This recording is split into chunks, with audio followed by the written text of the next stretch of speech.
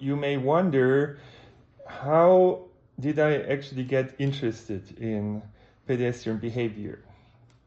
So I give you some insights. I've been studying in Göttingen at that time, physics, as I said before.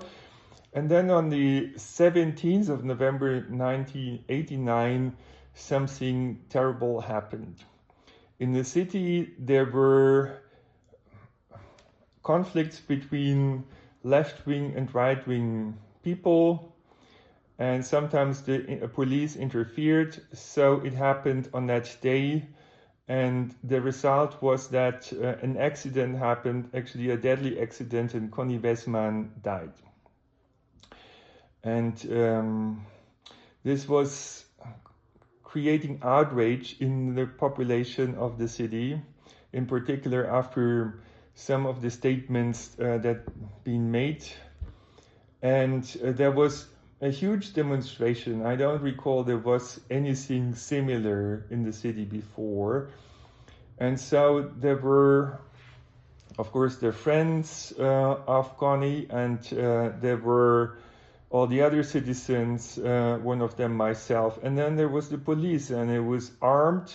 I mean, we know these pictures today, but at that time it appeared to be a bit out of place, unusual. So there were hundreds of police to supposedly to ensure the safety of the event, but in fact many people felt threatened, and everyone just cared actually about public order and fair treatment of people. And so that made everything worse, and everyone was even shocked more after the police interference.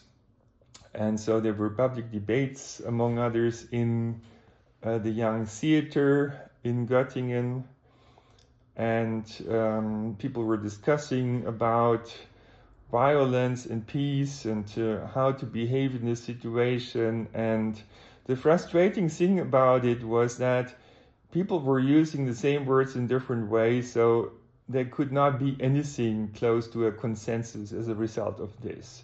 So it was just a big chaos. And I thought by myself, well, we need a scientific approach to this. First, we need to define how we're using words, and then we can start to perhaps make measurements or models and see what possible solutions might be. So that was the moment where the physicist Dirk Helbing started to take an interest, at latest, into social phenomena. And I really wanted to do a diploma thesis about something related to social phenomena, but also to physics. Social physics didn't exist in these days.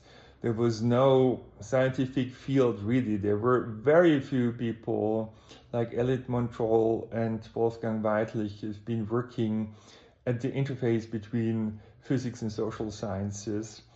And I was looking for literature, and eventually I elaborated 3 possible subjects that deemed suitable for a diploma thesis, given, of course, the openness of the supervisor. That was Manfred Schröder at that time, and he trusted in my skills because he had seen them before, and so I was allowed basically to do what I wanted. And the 3 subjects I was looking into was arms race, group dynamics, and pedestrian modeling. All 3 of them still up-to-date subjects, frequently discussed. And I decided to go for the pedestrian modeling because it seemed like I could make use of a lot of physics methodology. And so I started basically doing investigations, and I didn't only do it in my office, but I was going out in order to see how people behave. So I was sitting over here in the center of Göttingen sometimes and basically watching what pedestrians were doing.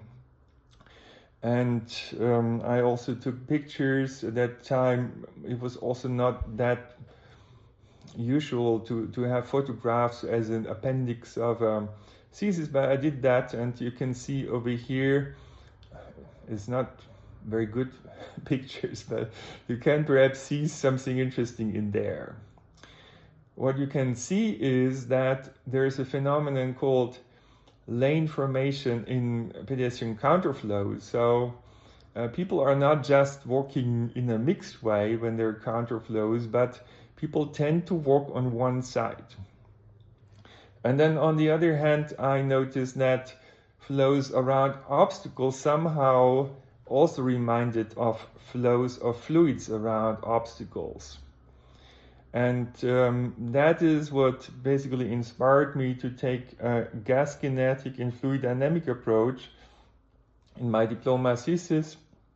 So it can still be accessed.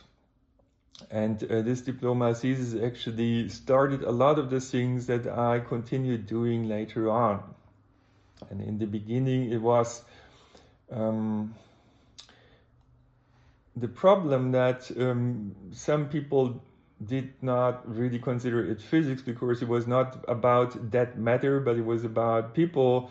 Even though I was using physics formalism, and for the social scientists or psychologists, it was also not quite what they were used to do.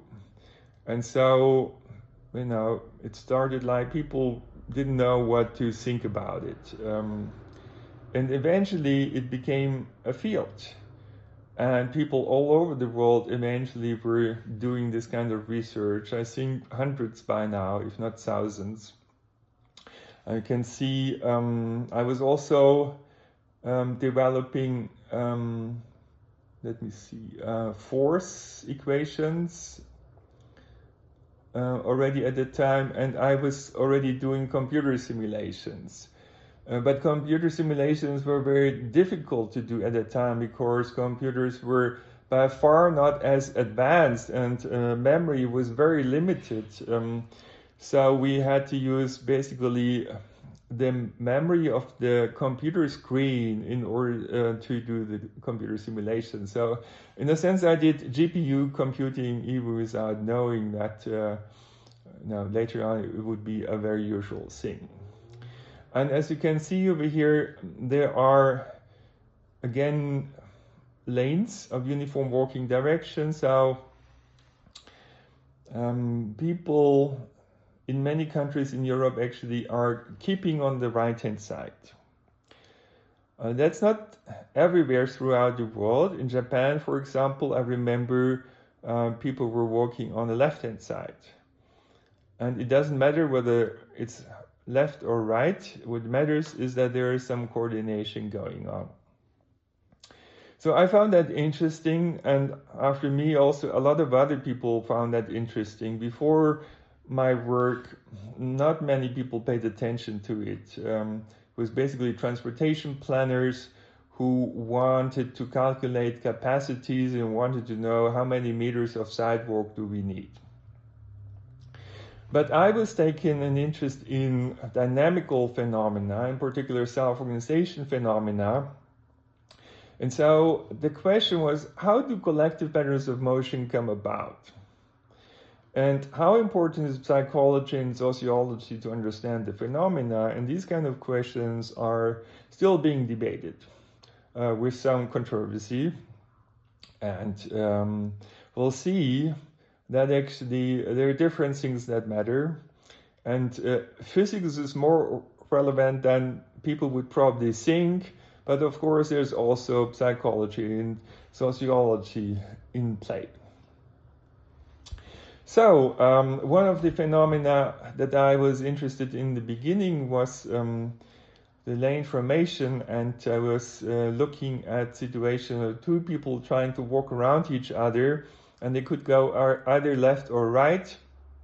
And if both of them would go left, then they would be able to pass each other successfully. If both of them go right, the same thing happens. But if one goes left, the other one goes right, then basically they're still standing in front of each other and they have to try again. They haven't succeeded.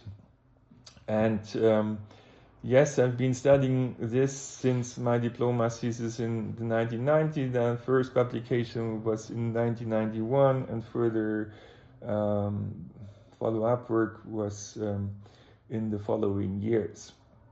So what I did eventually is to map it onto what game theory calls a coordination game.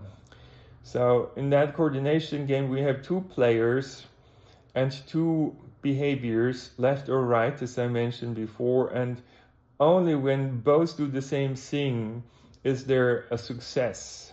Is there a benefit B greater than 0?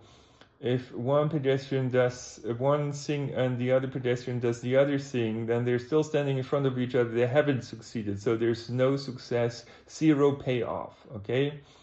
So that explains the payoff matrix that you see over here.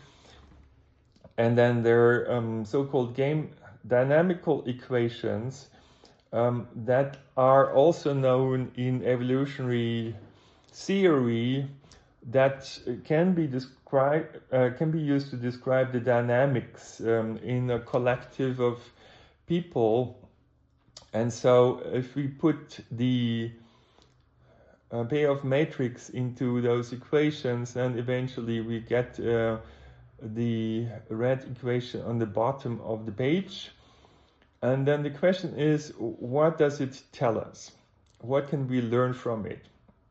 And so physicists would often look at the stationary solutions first. That means set the time derivative on the left-hand side to 0.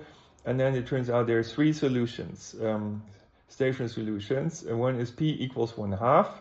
That means 50% do one thing, go to the left, 50% do the other thing, go to the right. Then there's p equals 0 and p equals 1. That means everyone is doing the same thing, either walking on the left or on the right. And then the question is, what will really happen? I mean, the most natural behavior seems to be like, let's go to the left in 50% of cases and let's go to the right in 50% of cases. Okay, let's assume we start with this and have a little variation, just randomly. And so it turns out that p equals 1/2 is an unstable stationary solution. So any little deviation will be amplified eventually until we end up in one of the other stationary solutions, which are stable solutions. So the interaction basically of pedestrian leads to something like the formation of a behavioral convention. So it turns out it's more efficient if everyone does the same thing. For example, everyone goes to the right-hand side, and that's why collectively they learn to do that. So this is the kind of insights that I got and found interesting, and other people as well. But this was not the only thing I was interested in. So I wanted to model pedestrians, and I told you already, I did microscopic models, I did social force models, I did mesoscopic models like gas kinetic, Boltzmann-like models. We'll not talk about it, they look pretty complicated. I did macroscopic level models like fluid dynamic. There are also even more coarse-grained models that we call queuing network models, where basically people are interested in how many people are in a room at time t and how is that number changing over time, okay? So let's focus on the social force model. Eventually we'll come to Mehdi's work. So this was obviously inspired by physics. I assumed there would be an equation of motion. I mean, pedestrian alphas, speed would determine the change of location in time. I think nobody would debate that. It's just because of continuity of motion. But the question was, how would the speed of pedestrian alpha change in time? And I assumed that we could approximate the behavior by a superposition of forces that would describe different motivations. Like the first force, the driving force, would describe the adaptation of pedestrian alpha speed to a desired speed v alpha 0 and a desired direction of motion e alpha 0, and it would take some time to accelerate to the desired speed, so-called relaxation time. But there would also be interactions between pedestrian alpha and other pedestrians beta, and there would be interactions with walls, for example. Okay? And this was an assumption. The question was how well would it work? It was, however, motivated also by observations that had been done in experiments with animals where there were attractive and repulsive forces, in a sense, like mice exposed to cheese on the one hand, but also electrically charged bodies on the other hand. So they were in a conflict between attraction and repulsion, and then scientists did measure how did mice or rats respond to that kind of situation, and there you can also find something like a superposition, in fact. Anyway, so one of the papers focusing on the social force model was this one. It's later on really turned out to be extremely successful. It's one of the most cited papers, became a milestone publication in Physical Review E, Interdisciplinary Physics. And these are equations I was working with together with Peter Molnar. And here you can see some original graphs, and you can see that there is this lane formation phenomenon.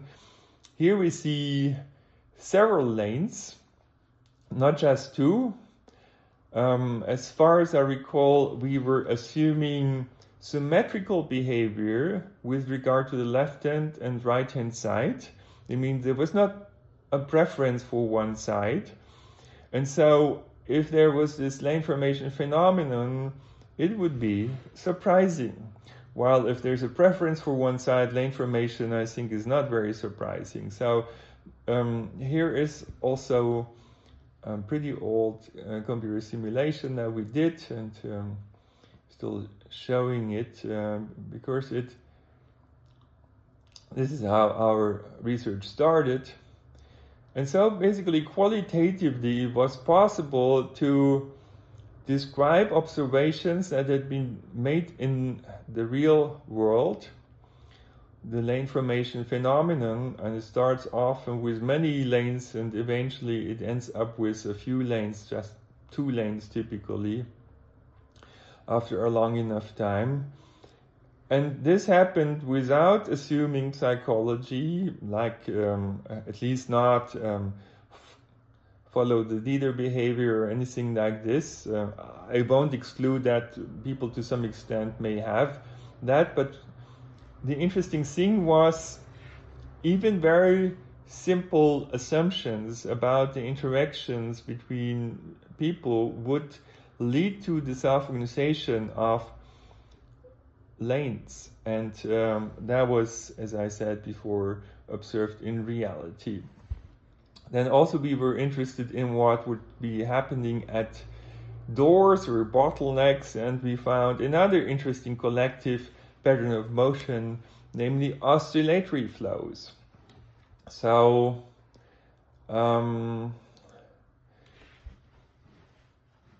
people here are just pushing forward.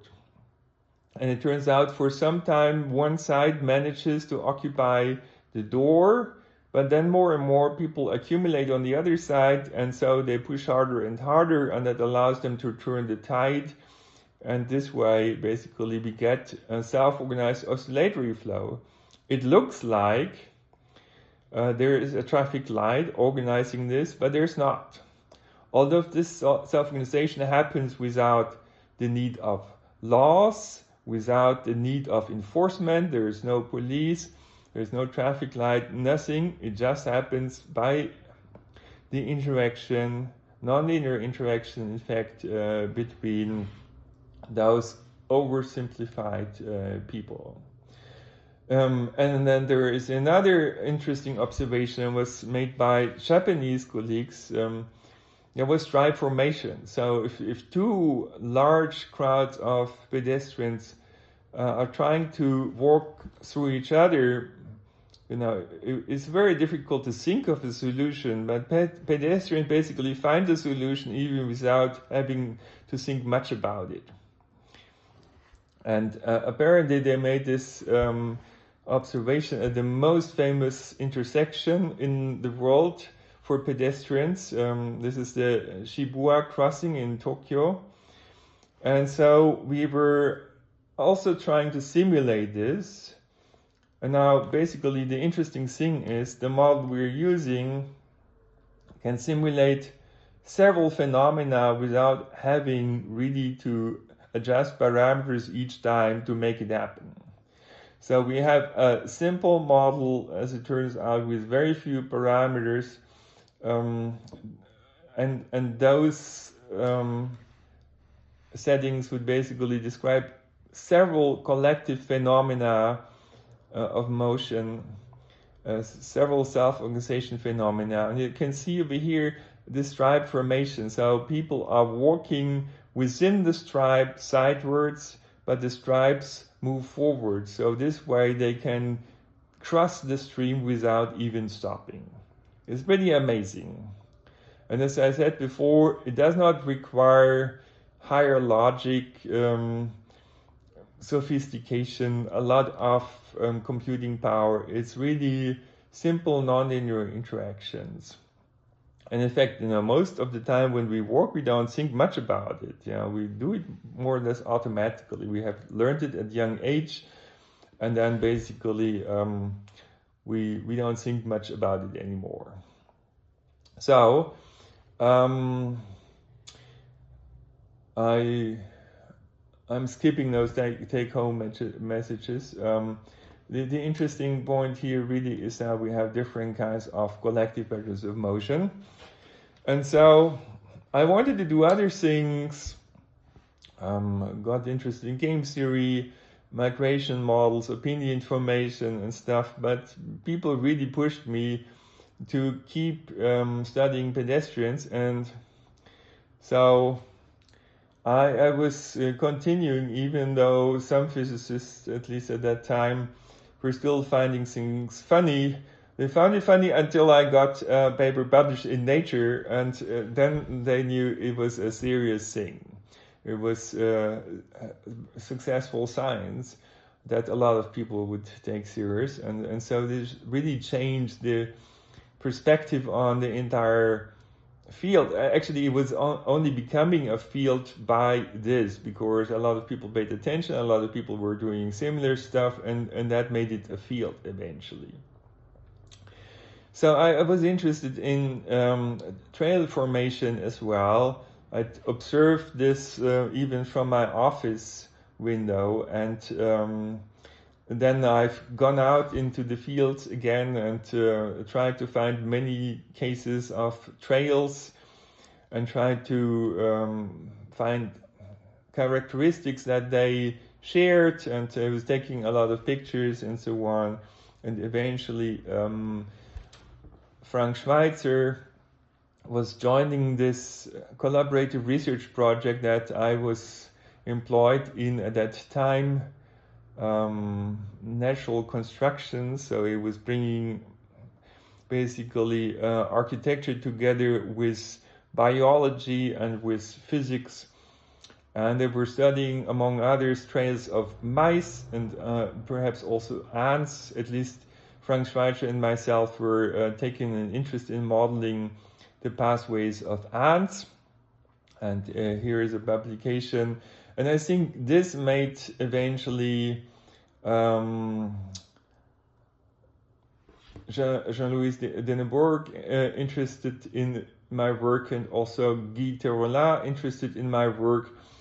So we were studying ants in experiments they've done in the labs, and then try to come up with mathematical explanations for what we were observing.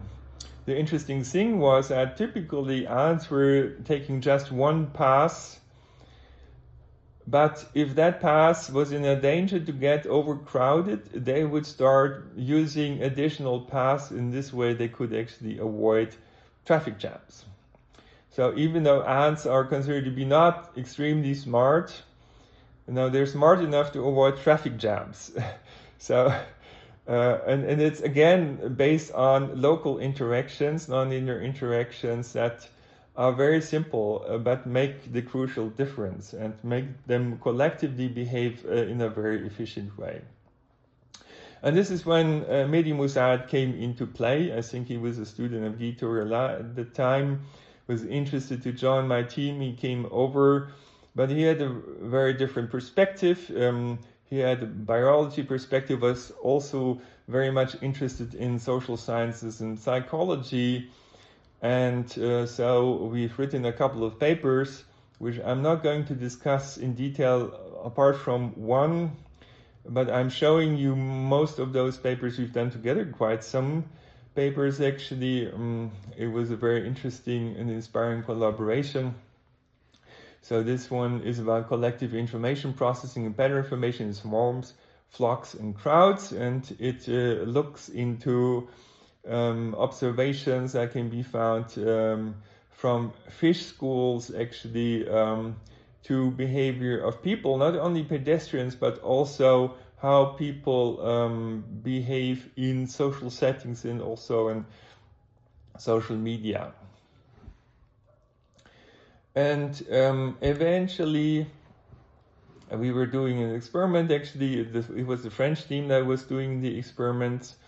And it was very much inspired by the way experiments had been done with animals before to study collective behavior. It was very rigorous, was a lot of effort to do these experiments, and the technology to record it was just becoming available. And that means video cameras that would be able to extract data about people's behavior. That was just becoming available at that time. Not when I did my diploma thesis. So kind of really technology also changed the way we could research this. Another paper that we did together was about group behavior. I mean, if pedestrians are walking not individually, but together in groups of 2, 3, or 4 people. And it turned out that those groups behaved not in a streamlined, fluid dynamic way, not according to what was expected according to physics principles, and showed that other principles would really matter. And in this case, actually, their desire to communicate with each other, to talk to each other, and to look in each other's faces. So that's why we have those groups organized just opposite to what a fluid dynamic perspective would predict. So, psychology, communication, all of that does matter. This paper shows it. And eventually, Mehdi got also interested in crowd disasters. And so we wrote this PNES paper, how simple rules determine pedestrian behavior in crowd disasters. And one supplementary figure was looking at a scenario somewhat similar to what had happened in the Love Parade disaster, which I will come back to later on. And we had also a paper about saving human lives. I mean, how to hopefully prevent crowd disasters. And also a new technology came up, which was virtual reality. And so this was used also in a joint paper, as you can see over here. So we were using immersive virtual environments to study people's behavior in simulated environments. And that was taken up also by other people later on in order to study the Love Parade disaster in more detail. And you see now people look more realistic, so kind of technology has further advanced. And those techniques became actually important in order to really analyze what was the likely cause of the crowd disaster. It had been studied, of course, empirically based on observations, but computer simulations added also valuable additional views to the picture.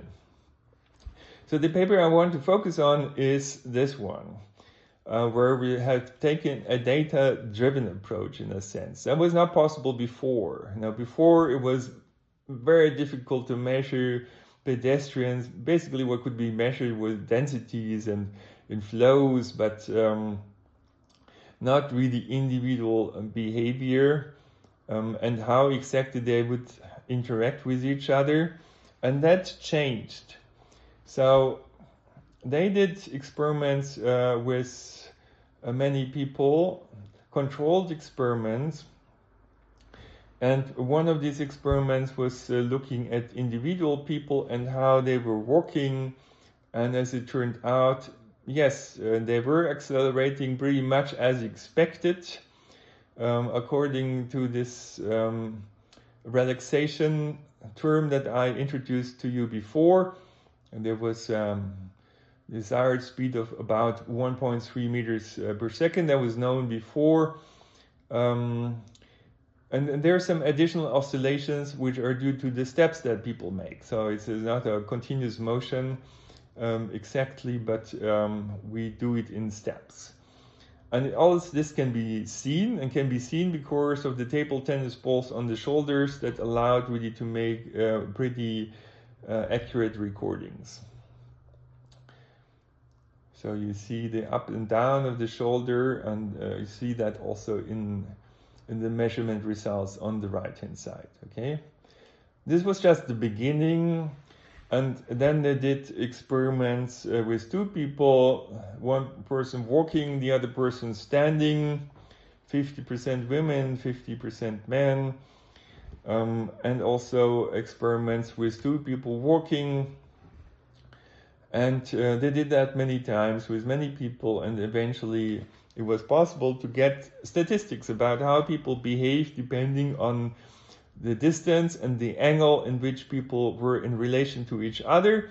And it was also possible to determine the relative frequency to which they were evading a person on the right-hand side or left-hand side. Interestingly enough, there was only a little preference for the right-hand side if one person was standing. If both people were moving, there was a reinforcement effect, and the difference was a lot more dramatic, so there was a strong preference for the right-hand side. So people were obviously responding to each other. We were able to empirically reconstruct the force field. That was something that during my diploma thesis I would have loved to be able to do, but I thought it would never be possible until technology changed possibilities and we could measure it. And then we had enough data basically to not just assume a certain interaction force and then adapt some parameters to make the model fit qualitatively observations, but it was possible now to quantitatively not only fit a model, but also to determine the forces that were actually at place. And it turned out what we observed could be understood as a superposition of two forces and two effects. One of them was speed decrease when there were head-on interactions between pedestrians. And otherwise, if it was not a head-on interaction, there was directional change. So they would walk around each other rather than slow down. And of course, there can be a combination of both depending on how close they are and what is the angle between them. Okay, so then we could compare observation and simulation based on the model that we had extracted from the data. And in fact, there is a pretty good comparison between the two. That means the empirical or experimental observations and what the simulation model predicts it's not exact, but it's still pretty good. And in particular, the mean behavior was, of course, within the standard deviation of the data. So we were quite satisfied. The curves were quite close, and also the relative frequency of going to the right and to the left, depending on whether both people were walking or one person was standing, was matched well. And then after this validation with the experimental data, we tried to validate with some data that the model had not been calibrated to. So we took the model that was calibrated with the experimental data, and then we went out into the real world. They did that, and they did recordings in the pedestrian zone from the top. So people could not be identified, and it was possible to follow their trajectories and also relative frequencies. And you find that the number of people across the cross section of the pedestrian walkway pretty much matched the observations. So the simulation model, even though it was not calibrated again to this scenario, was capturing those interactions of more than two people also pretty well. So we were quite happy with this, and this was an illustration of what things were basically looking like from a perspective of the model, right? So it's a little bit like there's some force field around people, and of course this is not a physical field. This is psychology. It's reflecting basically that people are trying to avoid bumping into each other, and so it's a psychological repulsion effect that can be put into physics formulas. And then Mehdi was not yet fully happy with this, so he wanted to go a step further, and he was always telling me about heuristics, Giga Rancer's work, and later on he joined Giga Rancer's group. And so one of the examples often given is how to basically catch a ball. And what people are not doing is trying to calculate the trajectory of the ball and then where it would come down and then walk there, basically. That would take too much time to do all those calculations in the head. Instead, it turns out there's a trick that works. You basically look at the ball and try to keep the angle at which you see the ball constant, and you move accordingly. And then basically the ball falls into your hands almost automatically. So it's a very simple rule. Keep the angle constant. And he said, okay, I think we could also understand pedestrian behavior based on a cognitive model. And before, people were actually convinced that if you wanted to add psychology or cognitive effects to pedestrian models, those would become very complicated models and would contain a lot of parameters, and that's why people didn't want to do that. Because the more parameters you have, you can basically fit it to almost everything, and then it becomes less meaningful. But Mehdi basically convinced us of something different. It turned out that a cognitive heuristics model did exist with very few parameters and was doing pretty well. So it was matching experimental data well. And it basically it was using just two rules. Walk into the least obstructed direction, we called that hunting for gaps, and adjust the speed to keep the time headway constant. So these simple rules basically were enough to understand many of the qualitative phenomena, but also to reproduce experimental data quantitatively. What, however, did not work is to explain crowd turbulence, a phenomenon that often causes crowd disasters. and I will talk about it later in the following slides. So we still had to assume a physics force for cases where people were coming very close to each other, and there were basically interactions between bodies, and forces were really, physical forces were transferred from one body to another. Perhaps there was even a chain of such forces, and forces would be transmitted over significant distances. That could not be explained with the heuristics model. So, physics still kept some place, but only when densities were extremely high. Now, in the meantime, we have, of course, entered a time of big data and AI. And a lot of people are now using machine learning models in order to predict pedestrian trajectories, actually better than force models predict trajectories. It's no wonder, because those have a lot more parameters to fit those trajectories. But interestingly enough, those machine learning models, even though they predict trajectories better, they fail to learn, according to what I've heard from colleagues, they fail to learn avoiding collisions. I mean, the most important thing they don't get, even though you feed them with a lot of data, and even though their trajectories are on average fit better than a model-based approach, a classical equation-based approach, it's failing to get the main point, which is avoiding collisions, okay? So kind of equation-based approaches would probably still matter in the future, and perhaps there would be combinations of both equation-based approaches and machine learning. Now, so far we've been looking into phenomena that we find in everyday situations.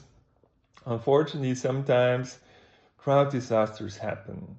And then the question comes up, why do crowd disasters happen, even if nobody wants to harm anybody else? Are crowd disasters a result of people who start panicking for whatever reason? That means a result of psychology, or are they a result of physical interactions? So this is a huge debate, and I want to shed some light on it today. And then also, who is to blame?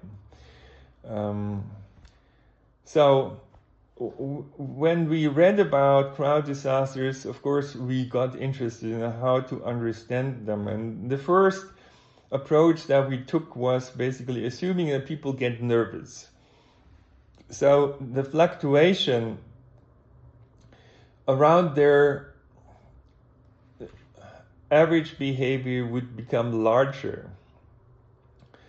And as it turns out, this can cause a situation where those lanes of uniform walking direction that we've seen before in counterflows break down. So, as you see over here, surprisingly, rather than lane formation, we find the formation of two blocks of people blocking each other, pushing against each other, and that can be very dangerous, in fact. And this kind of phenomenon happens not only when people get very nervous, but also it can happen when densities are very high and there is not enough space basically to walk around each other. And it can cause actually crowd disasters. Two crowd disasters where lanes had broken down before the disaster happened was in Duisburg, Germany, and Itaewon in South Korea. Now, in many cases, the mass media report about panic or mass panic. And they often try to blame the people who've been participating in those events for what happened. I mean, basically for killing others or even for their own deaths. And so here's a definition. Panic is a sudden sensation of fear, which is so strong as to dominate or prevent reason and logical thinking. Basically, there's a fight or flight reaction. So basically, there are two aspects that I'd like to highlight over here. One is tunnel vision. So people basically have a restricted processing of their perception. They don't see anymore the world in a very detailed way, but in a very focused way, overly focused. And so they may also get things wrong. They may respond inappropriately. And moreover, there's contagious behavior. At least when we talk about mass panic, that means basically what some people do will, in a sense, infect other people to do a similar thing. And in fact, there's research about it in psychology and related research fields, neuroscience, which has looked into the mechanism. And it's well known, there is basically the amygdala, which is often being called a fear center, and if that can activate a body reaction in the sense of fight or flight, and it goes along with releasing certain hormones, adrenaline among others, and that is related to that fight or flight reaction. The important point is in the rational processing of the signals and the rational analysis and thinking and figuring out an appropriate response. This is being circumvented. So the reaction is very fast, and because the rational parts of the brain, the parts that are responsible for the rational processing and analysis, are not involved largely, means that the panic reactions are not or very hardly controllable. And that's also why I think people cannot be blamed for it. It's just, in a sense, their biology, right? If that happens, if the amygdala takes over and rational thinking is being pushed to the back because the body thinks there is a survival critical situation, then basically it's really difficult to get rational control over those processes in the body, which are happening automatically. But then many people have looked into what people have called mass panics. And the question is, how often does it happen? Is it really the mechanism that happens in these kind of situations where people die? And so when we were interested in panic, there were actually not too many publications about it, about real crowd disasters where people had died. Of course, there were typically no video recordings, so it was basically witness accounts that were evaluated. And one of these papers was by Keating, and he first of all says there's a problem of defining the word panic. There are many definitions, but then he separates himself from the media reports and defines panics by 4 elements: hope of receiving scarce or dwindling resources, contagious behavior, and obsession with personal as opposed to societal or social responsibilities, and irrationality of some behaviors. He comes to the conclusion also that the responsibility is with the engineers, not with the affected people. Engineering of buildings, I would add, and events needs to be tailored to the behavioral tendencies and to the safety instincts. That means human factors engineering would be needed. Another paper that we were looking into at that time, of course, later on, a lot more papers became available when also video recordings of crowd disasters were available. But I'm telling you how it started. And Enrico Carantelli was looking into this, and he was studying the behavior of panic participants, and he distinguishes two conceptions of panic participants. First, situations with unrealistic individual anxieties, ill-coordinated activities, completely irresponsible or antisocial behavior, and basically this claim that the hidden beast in man would come to the forefront, right? So homini lupus, yeah? This old idea that we're basically beasts or animals which have been civilized to some extent, and sometimes this layer of civilization breaks down. This is an assumption often made. And then he's distinguishing from this situations involving actual or attempted physical flight.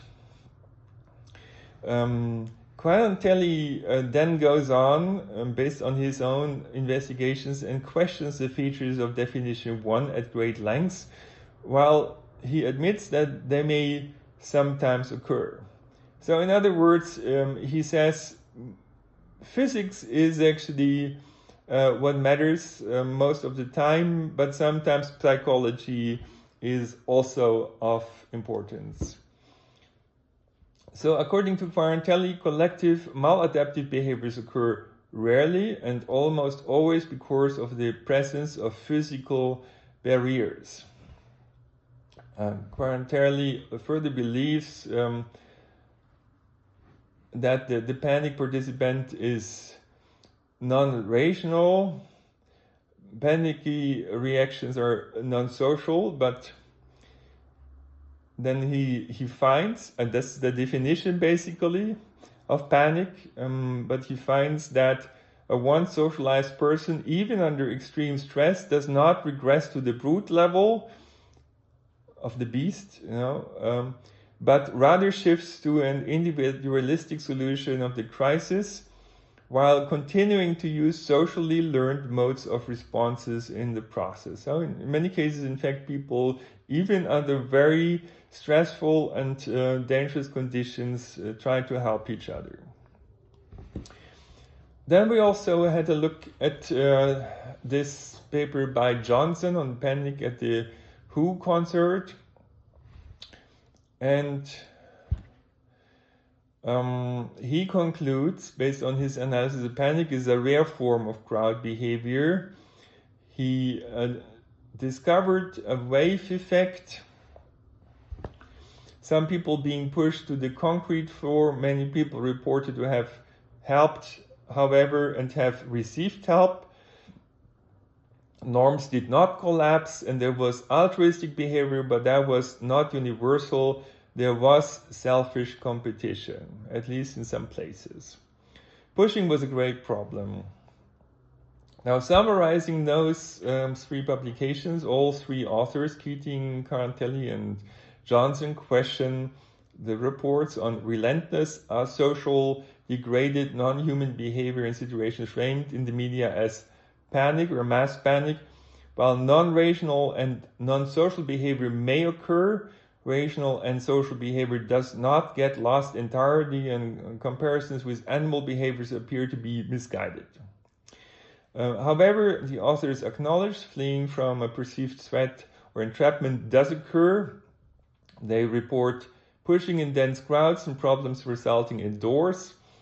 They further follow the leader herding effects, even though they question social contagion in the sense of a mass psychological effect in the cases that they've studied.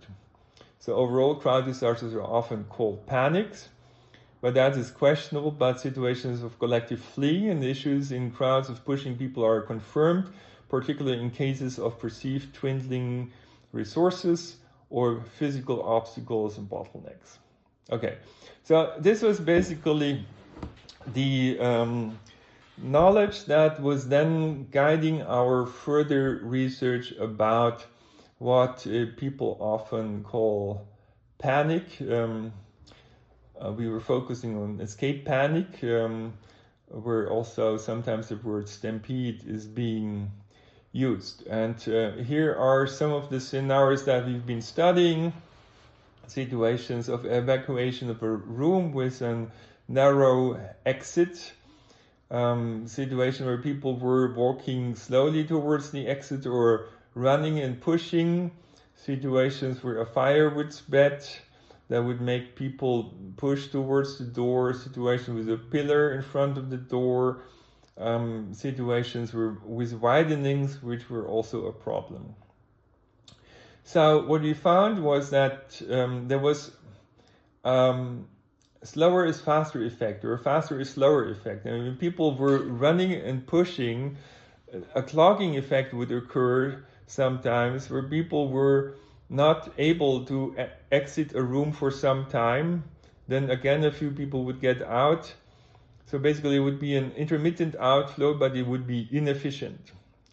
And that is because of scarcity of space. So there's competition for gaps in the crowd and a discoordination, basically. On the other hand, we were trying to understand why evacuation was often so inefficient. And in many cases, it was reported that people were using the same emergency exit, even though there were many others. And those were often or sometimes not used. And so we were basically trying to model the herding effect, I mean following others, and trying to figure out what was the best combination of individualistic behavior, where everyone would be looking for an emergency exit by themselves, versus a situation where people were following others, or a mixture of both. This scenario was assuming that people could not see the emergency exit, so there would be dense smoke, and in fact reports are that smoke can be so dense you can't even see your own hand in front of your face. So it would be really impossible to see the location of the exits, and so it would be difficult to find it. And it turns out that some degree of following behavior, some degree of herding would be good, but too much would be bad. Okay. We even did with Japanese colleagues and later on an experiment on this. So we blindfolded people. They were wearing masks that didn't allow them to see the room and their location in the room and the location of the exits. And as a result, they were basically moving carefully until they bumped into the wall, and then they were following the walls until they found an exit. If there were many people, of course, if those were able to see the exit, everyone would just go there straight away. But if they couldn't see the exit, then in fact some would be hitting the wall sooner than others, and eventually people would follow other people, and there was this predicted slower is faster effect, as far as I recall as well.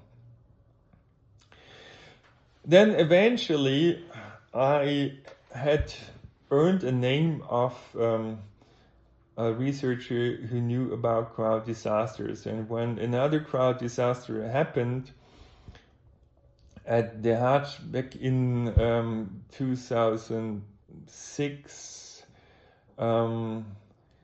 then we got some video recordings that were available of the area where the crowd disaster had happened. So this is the old Jamarat bridge. It has 3 pillars, and it's being used for a ritual that's called stoning the devil. And people throw a number of pebbles against those pillars, representing the devil and showing that they resist the temptation of the devil. It's an important religious ritual, but there are high densities around the pillars, and in the past there'd sometimes be crowd crushes. And so they had changed the design. In particular, they've been using elliptical shapes. And however, due to the crowd disasters, they decided that they would build a new Jamarat bridge with more levels and more capacity in order to avoid crowd disasters in the future. And in the year before that bridge was torn down, another crowd disaster happened. And it happened not at the pillars, but in a location that was surprising to some, because it was kind of almost like in the open. But it was just in front of the entrance of the Jamarat Bridge. And that entrance, I think, is at least 40 meters wide. I mean, it's really wide, you know. But there's lots of people there. I think far more than 1 million people participating in this in a day. And then when we evaluated the video recordings, we saw nothing in the beginning. And then at that time I was asking my collaborator, Anders Johansson, you know, why don't you speed it up? So he was playing the videos at 10 times, 20 times, 50 times, 100 times the recorded speed. And then suddenly we saw something, you know, we couldn't believe our eyes. You know, nobody had seen that before, it was a transition actually from smooth flows, laminar flows, to stop and go flows. And it could be understood in terms of physics. You see the stop and go waves over here. And such a phenomenon was known from traffic flows of cars, but not from pedestrians, basically. And then it turned out this phenomenon occurred for about 30 minutes or so, and then something else happened. There was another transition to another collective pattern of motion, which we then called crowd turbulence. In that situation, basically, the density was so high that people would be pushed around randomly by the crowd. So they would be exposed to forces, physical forces that are due to bodies involuntarily touching each other, and thereby there's a transfer of forces, and those forces would sometimes add up and push people for many meters to an unpredictable direction, and it would potentially cause people to fall to the crowd. A hole in the crowd would occur, which would make other people stumble upon them involuntarily, being pushed from behind by people who perhaps don't see what has happened. And so basically people fall on top of each other, and that often causes a very dangerous dynamics where many people can die, as it had happened over there. So this has really changed our perspective of crowd disasters a lot. Here, the physics behind crowd disasters was becoming understandable in great detail. There were models, there were formulas, there was empirical evidence. And then a few years later, the Love Parade disaster happened in Duisburg. And the question is, what had really happened? In the beginning, some people thought it was a bomb explosion. There were 21 people dead and I think more than 500 injured. So it was shocking. Nobody had expected that. And then, of course, again, the question came up, was it mass panic? So the people attending the event were being blamed by some other people. And there were this kind of observation, and people were climbing poles to get out of the crowd. And some people found that inappropriate and relentless. And so, you should ask yourself, is this panic? Is it perhaps even mass panic? So we see people running up the hill. They were trying to get out of the dense crowd into safer areas. But the question then is, was it unreasonable or was it reasonable? Was it asocial or not? It turns out these are not the places where people, as far as I interpreted, these were not the places where people were killed. People died in other places. But the situation was critical in many places. And what you can see in some recordings shortly before the crowd disaster happened is that there are these waves in the crowd, okay? Do you see it? Perhaps I can play it again. So, before I had this video, I said perhaps it's the same thing that we observed in Mina, close to Mecca, during the Hajj a couple of years back, namely this crowd turbulence that caused the crowd disasters. And that is actually what those recordings have confirmed. So, yeah, there were some places where psychology mattered and some people may have panicked in a psychological sense, but people died in other places and it was basically physics that killed them. Key Still, another crowd researcher, summarized it in the following quote: "People don't die because they panic because they're dying." In any case, everyone was shocked about the crowd disaster in Duisburg. It should have been a happy event, and then so many people died. Nobody wanted this to happen, of course. And the chancellor at that time, Angela Merkel, and the president of Germany, they both were shocked, and they demanded that this event would be investigated in very detail and transparently reported to the public. And so we took this as also it motivated us basically to write this paper. This paper was able to utilize the many video recordings that people had done on their smartphones and had uploaded actually to the internet. And so we were screening those many videos, we're putting them into context. Where had they been taken, at what time, and what overall picture of the cause of event one could get from this. This was the location of the crowd disaster, or the festival area, I should say. The crowd disaster was happening down there on the main ramp. And so I was evaluating all sorts of media reports as well, besides the video recordings, and came basically to this series of events in an abstracted way. So importantly, there is cause and effect scheme. So certain kinds of events cause other kinds of events.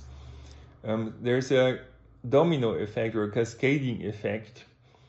And eventually it leads to a situation where there's a vicious cycle, where basically things get worse and worse and worse and eventually uncontrollable, and the situation gets so overcrowded that in the end a crowd disaster happened. So it was not one single person or institution or organization that was responsible for the crowd disaster. Many people have contributed to this. So the effects have added up, or perhaps even multiplied, made each other worse, and in the end caused an uncontrollable situation. On the other hand, once you have this picture, you can also ask, could this ground disaster have prevented? Could this domino effect, the cascading effect, could it have been stopped?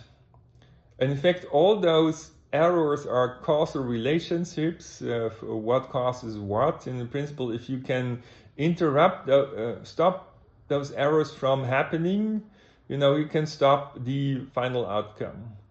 And it basically means there are many people who could have made a difference, who could have improved the situation, who could have perhaps even stopped the crowd disaster. So it would not have to happen. So even though it makes us feel powerless, actually we can do something about it. And it's many people can do something. But the important point is that we are better prepared in the future such that terrible crowd disasters will not happen anymore. And so we were also trying to figure out how to assess a situation and what would be the required action, how you could prepare basically, so hopefully nothing will happen. Because it's really the responsibility of the crowd management and also of the security forces, including police, to ensure that nothing will happen. Because if there's a significant risk that something would happen, that there's a risk to public safety, the event would not be allowed. You need to have a license for such an event, okay? So if such an event happens, basically it has gone through a process and approved as being safe, or safe enough at least. And so the question is, why can crowd disasters happen at all? And it turns out that some processes are happening on a very short time scale. That means density can increase largely within just minutes, and there is not much time. So basically it's too late to respond to the critical situation. You need to prepare before to be able to take successful action. And this is what those points are about: observations, assessment, and required action. It's also important to really prepare before the event for all sorts of likely and unlikely happenings. And this is called contingency plans, right? You don't want to get into a situation where you need to improvise, make plans. Everyone should know what to do if something unexpected happens. If there's a thunderstorm, hail comes down on people try to hide from the hail, or the ground gets slippery because of rain, whatever, you need to have contingency plans for this. You should not be surprised by these kind of happenings. Okay, I don't go into all the details. You can look up the publication. And in fact, I think in the beginning they wanted to close the court procedures. Then, however, there was a public outcry, and so the case was not closed. The investigation of experts then led to a pretty shocking conclusion that the Dove Parade disaster could have been prevented. And this is where another paper was eventually completed. That was inspired by the virtual reality approach that we had started with Mehdi Moussard. So it's a follow-up paper to a paper that we had done with Mehdi. And here we had really looked in detail into the Love Parade scenario and also looked into alternative scenarios. That means we've been looking into whether one would use this little ramp on the side over here or not. Could be used for evacuation. It has not been done at that time. And also we've been looking into the question of whether there would be police cordons trying to keep people back or not. And so we were looking into all sorts of scenarios altogether, as you can see, about 10 scenarios, and how that would have influenced the outcome, in particular also the density, the level of congestion. And it turns out that the police cordons that had been applied at that time, they made things worse. It also turned out the crowd disaster could have been prevented.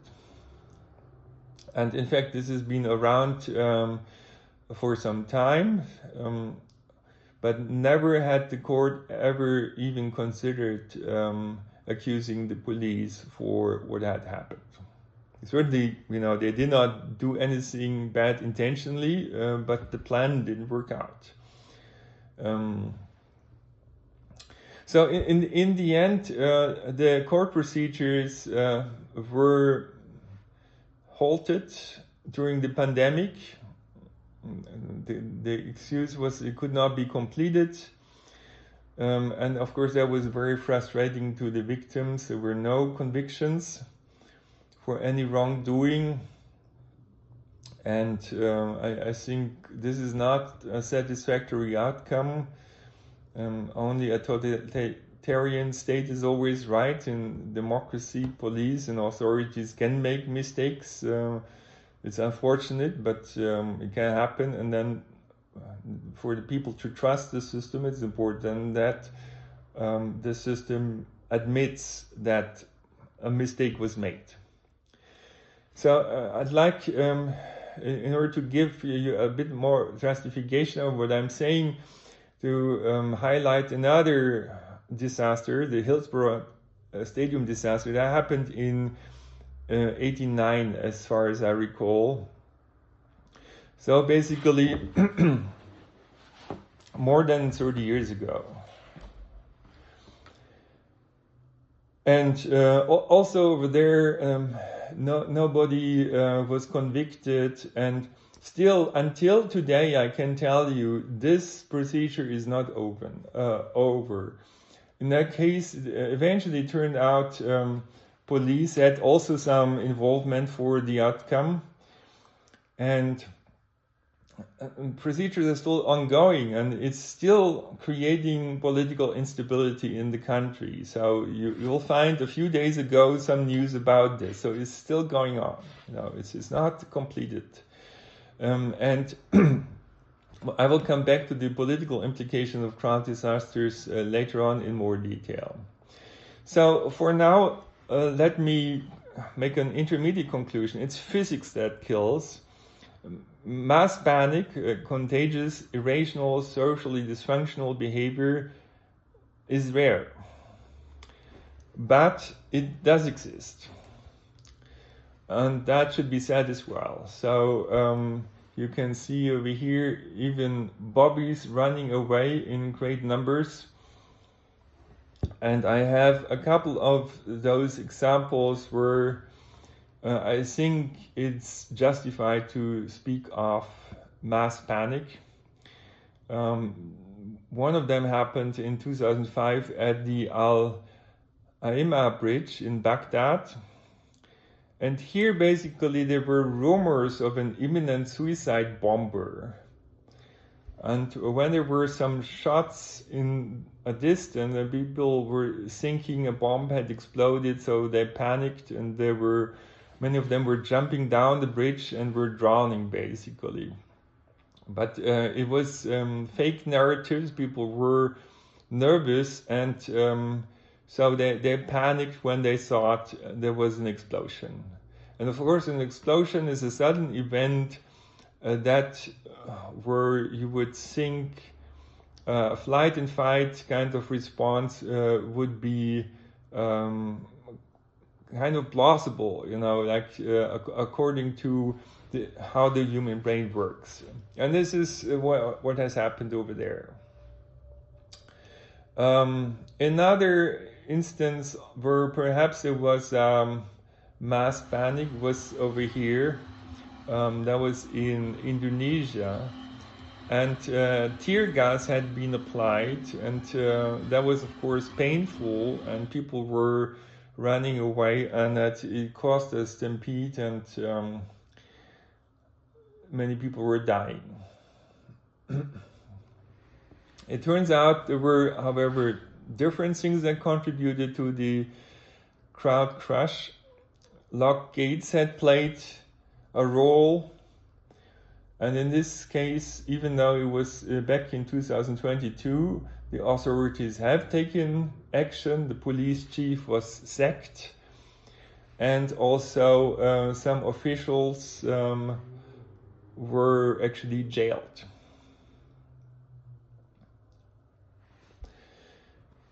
So, in conclusion, there are at least two types of problems. Mass panic, it's a rare phenomenon where we have contagious flight behavior, and crowd disasters where we have overcrowding, and those crowd disasters can typically be avoided by good planning. So in the first case, mass psychology is kind of the central factor, and in the second case, it's physics, it's engineering, it's crowd management. Of course, each time we have overcrowding, people will ask, has it been panic? Has it been mass panic? So also it happened at the Oktoberfest back last year. Interesting enough, there were a few cases of people that panicked, but it did not cause a contagious effect, apparently. And people did, however, fear mass panic to occur. So it's kind of fear of the fear. It's kind of a second level fear in a sense. So most likely there was no mass panic, but some individuals who panicked. Then there was this very unfortunate fire disaster in Switzerland on the 1st of January this year. And also here people reported about absolute panic. There's also one report about mass panic. This is still under investigation. It is not entirely clear to what extent it was panic, to what extent it was psychology, or to what extent it was physics that finally mattered. I should say, however, that neither for the amygdala reaction nor for the physics, the people can be blamed usually.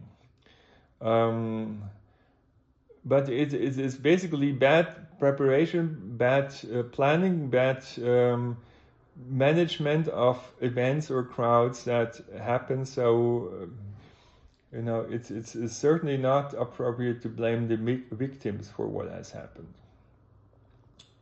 But there's another additional psychological level that actually has political implications.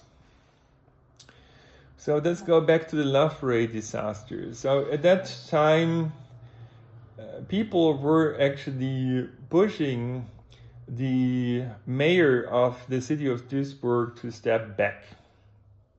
And then even the president of Germany at that time was also suggesting that. And the mayor didn't do it. He didn't step back. He said, I've not signed anything. I have no responsibility for what has happened. And therefore, there is not a reason why I should take responsibility for this and step back. Here we need to distinguish between two kinds of responsibility. Kind of legal responsibility for having caused a crime. This is probably not the case here. But still, he would have, of course, political and social responsibility. And he did not take it. And the result was that people were extremely frustrated and angry about it. Not only the people who were at the crowd disaster and survived were traumatized, and the families of the victims, but also a lot of the people in the city and the surrounding of the city were traumatized by what has happened, because nobody thought such a thing could happen, and even less so in Germany. And so people were traumatized, frustrated, and lost their trust into the system, and therefore the social fabric basically started to break.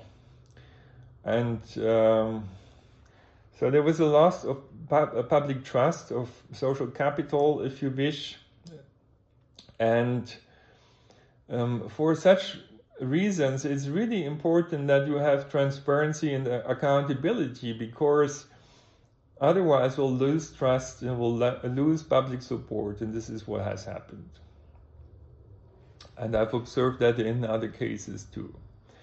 But there's a serious legal problem here. People say, it cannot be that such terrible things happen where a lot of people die and nobody has responsibility for this. But the law is focused on individuals and is basically trying to figure out, can somebody be held responsible for the final outcome, not just part of it. And it turns out responsibility is actually distributed over many people. Many people had a share in what happened in the end. And as a result, often nobody is being sued, nobody is being held responsible, nobody is put to prison. And this is what is frustrating the victims in particular. So they're victimized another time by the legal system, which doesn't give them justice in a sense. So I do think for those events where it's collective dynamics and systemic instability that cause a disaster, we need to have a different approach. We need to have collective responsibility. So it's really important that someone, or perhaps many people together, take over political responsibility quickly. I'm distinguishing this from legal responsibility again, right? So, on the other hand, victims who survive and their families require prompt psychological support and financial help. Also, those first aid forces that helped in the situation, also they are often traumatized. Also, they need psychological support. And we need to establish somehow a principle of collective responsibility, how to deal with these kind of situations responsibly as a society, and to make sure that such disasters don't happen anymore in the future. That requires a transparent investigation and reporting about it, and of course consequences to avoid similar mistakes in the future. But also we need to really take more responsibility for the victims. So crowd disasters, because they undermine trust and social capital, they can cause even political instability. So let's take the case of Itaewon in Seoul. So here you see again the crowd turbulence that caused the crowd disaster. So, and here are some reports about what has happened. Crowd crushes, it says, how disasters like it will happen, how can they be prevented, but also how can the stampede miss be prevented? Because, you know, it's the physics, the crowd turbulence, the high density, then the breakdown of the lanes of uniform walking direction contributed to the outcome. It was not a stampede, apparently, that really was key in most of at least the casualties that happened. Eventually, police got under pressure. They had to admit the response was inadequate.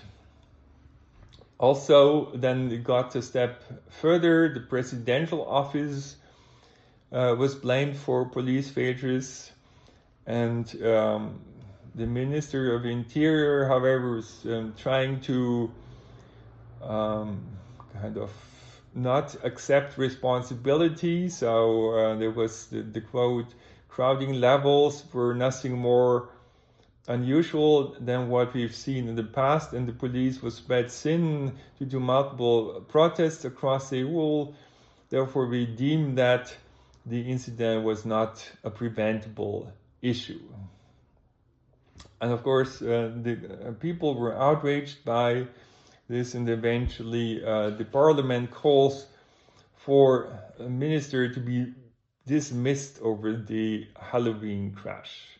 So it's not just the people who were responsible for crowd management locally in the place they're being blamed, but the entire system is being blamed for this. You know, the entire system gets unstable.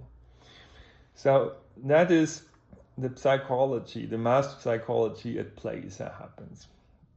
Here is another example that happened in Italy, and there was a match between Juventus Turin with Real Madrid, and it was a public viewing, and this is what happened.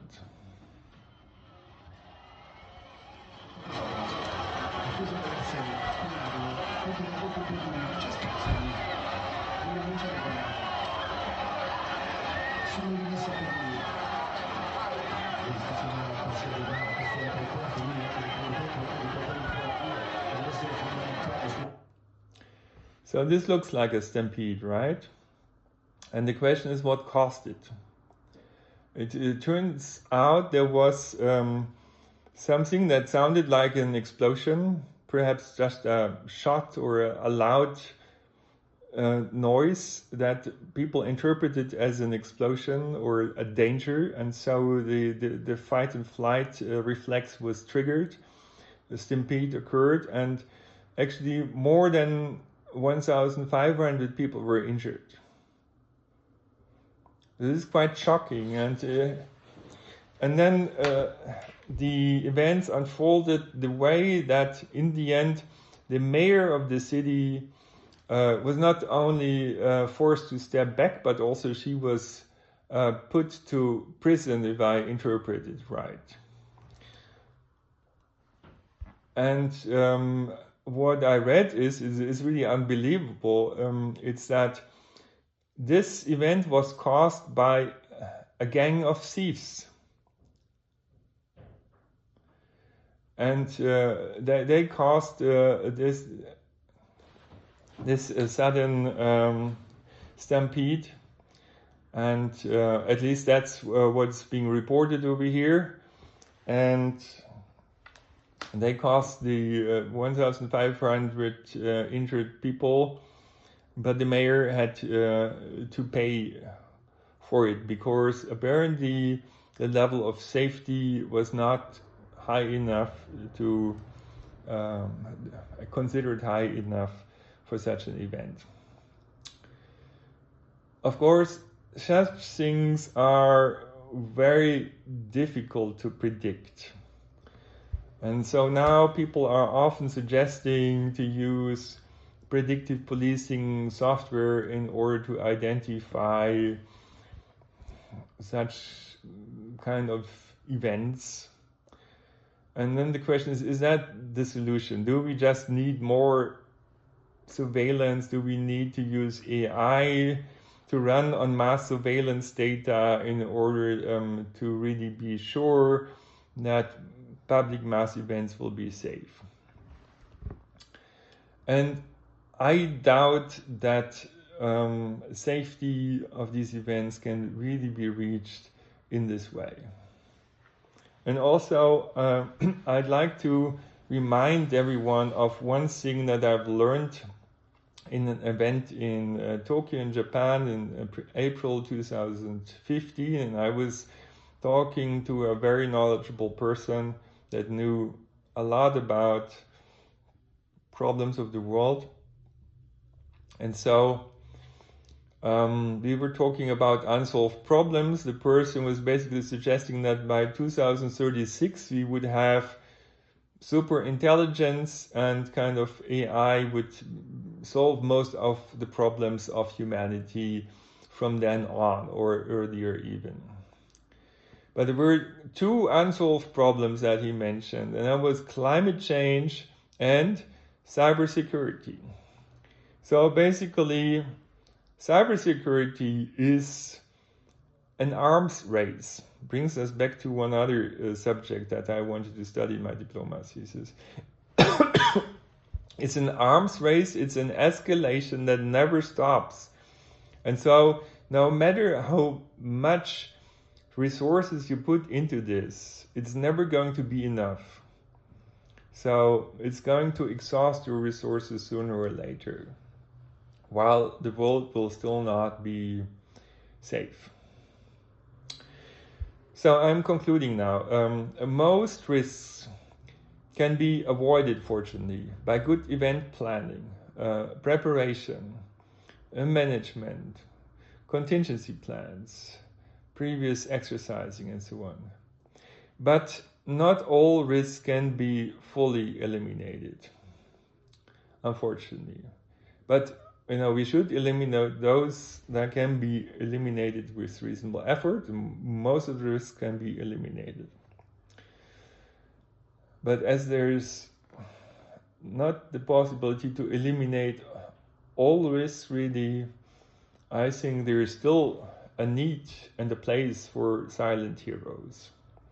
So, silent heroes who prepare well, who take care for safety and security, but also are willing to take responsibility and step back when the political situation needs it.